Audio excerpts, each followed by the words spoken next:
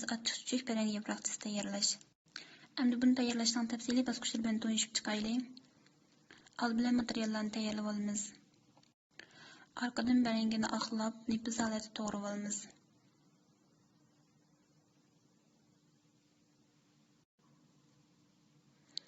Bərəngini nipis to'g'rab bo'lgandan keyin 10 minut sovuq suvga chilab qo'yamiz.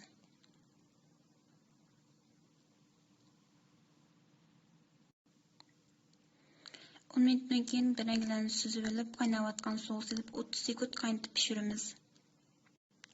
30 sekunddan keyin bərənglarni süzüb olib, taxtning ustiga tekshi yeyitib, bir kun salqin o'rinda quritamiz.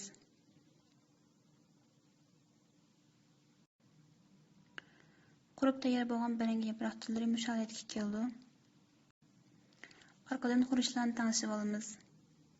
Old bilan kunjutni meva ezish mashinamizning dor-darmak ezgan qutisiga silib ezib olamiz. Kunjutimiz salqin holatga kelganda ezishni to'xtatsak bo'ldi.